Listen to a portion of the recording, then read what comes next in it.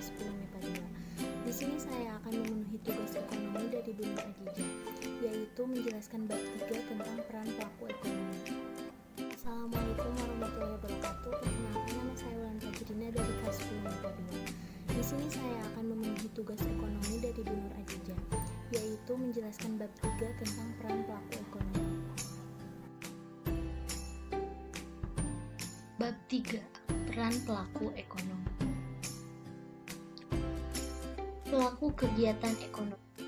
Nah, pada bab ini ada kaitannya dengan bab sebelumnya, bahwa manusia itu memiliki berbagai kebutuhan, tetapi untuk memuaskan dibutuhkan alat pemuasnya. Misalnya kita lapar, alat pemuasnya adalah makanan. Selain itu, kita membutuhkan pakaian, alat pemuasnya adalah baju, celana, dan lain-lain. Nah, dalam proses memenuhi kebutuhan pasti ada kegiatan produksi, di mana kegiatan itu menghasilkan barang. Selanjutnya ada kegiatan distribusi, di mana kegiatan itu yakni kegiatan menyalurkan barang yang sudah kita produksi, dan yang terakhir ada kegiatan konsumsi, yaitu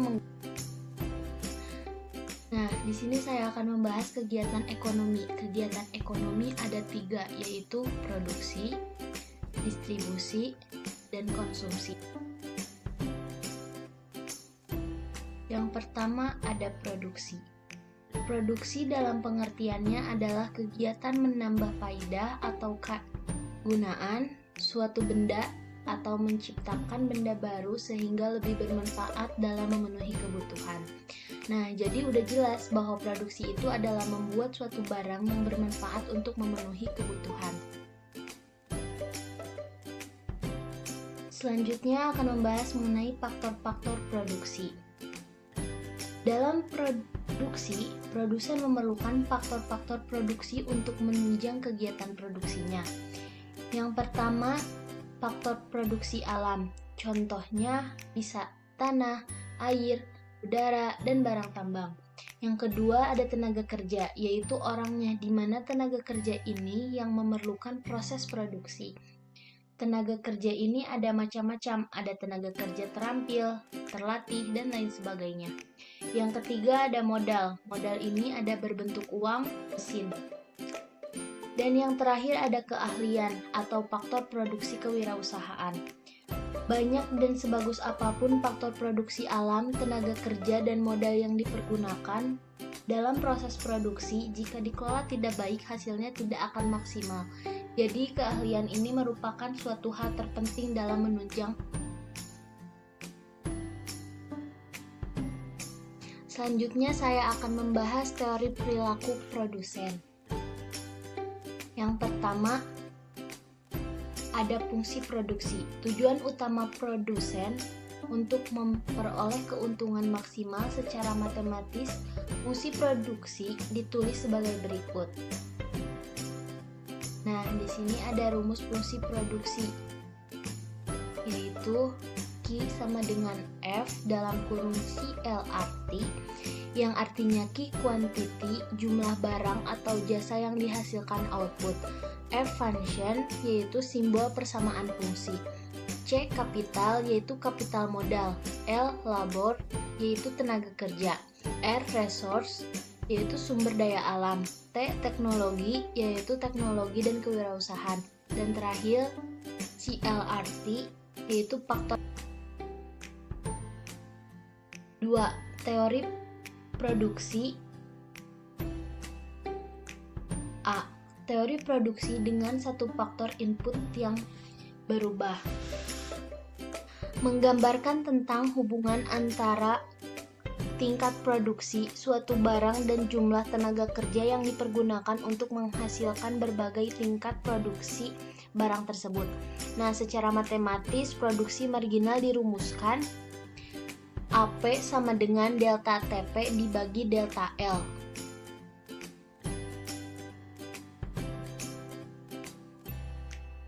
Yang artinya AP yaitu produksi rata-rata, TP yaitu produksi total, L yaitu tenaga kerja, delta yaitu D. Nah, selanjutnya saya akan membahas mengenai teori produksi dengan dua faktor input yang berubah. Ada A. Kurva isokons, yaitu produksi yang sama. Merupakan kurva yang menunjukkan berbagai kemungkinan kombinasi faktor-faktor produksi yang menghasilkan produksi yang sama. Di sini ada B. Kurva isokons, yaitu ongkos produksi yang sama.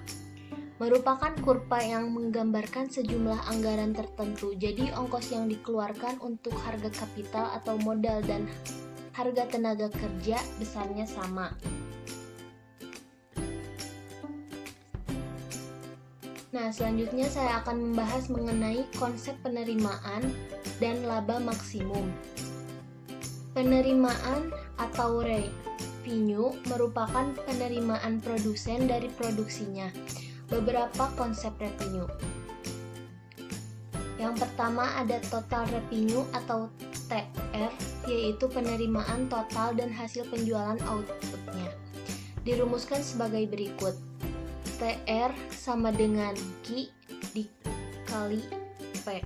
Artinya total revenue dicari dengan cara Q. Kuantiti atau jumlah barang yang dijual dikalikan dengan harga yang dijual di pasaran.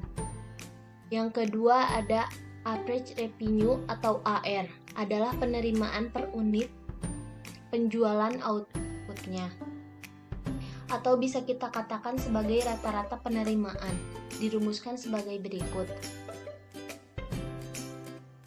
AR sama dengan TR dibagi Q. Dan yang selanjutnya ada marginal revenue atau MR, adalah kenaikan atau penurunan. Penerimaan sebagai akibat dari penambahan atau pengurangan satu unit output yang dirumuskan sebagai berikut. MR sama dengan delta TR dibagi delta Q, yang artinya mencari marginal revenue dengan cara perubahan total revenue dibagi dengan perubahan kuantiti atau perubahan jumlah barang yang dijual.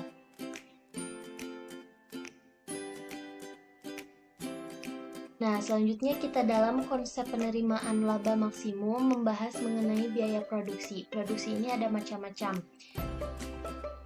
Yang pertama ada total fixed cost atau biaya total tetap. Jumlah biaya tetap yang tidak dipengaruhi oleh tingkat produksi, contoh penyusutan, sewa, dan lain sebagainya.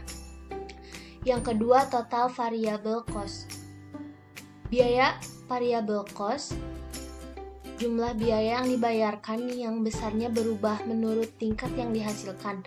Contoh biaya bahan mentah, tenaga kerja, dan lain sebagainya. Yang ketiga, total cost atau biaya total, jumlah biaya tetap dan biaya variabel yang dirumuskan sebagai berikut. TC sama dengan TFC ditambah TVC. Yang keempat, average fixed cost, biaya tetap rata-rata, biaya tetap yang dibebankan pada setiap unit outputnya, yang dirumuskan sebagai berikut. AFC sama dengan AF.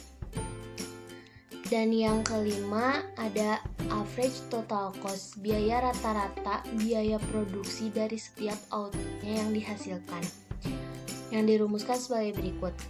ATC sama dengan TC dibagi Q.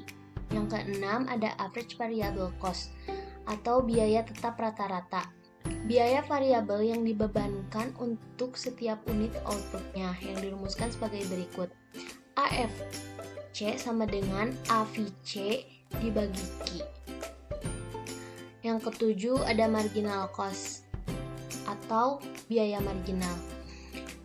Kenaikan dari total cost yang diakibatkan oleh tambahan produksi satu unit outputnya, dirumuskan sebagai berikut. MC sama dengan delta TC dibagi Q sama dengan delta TVC dibagi delta. Sekian video pembahasan dari saya. Terima kasih. Wassalamualaikum warahmatullahi wabarakatuh.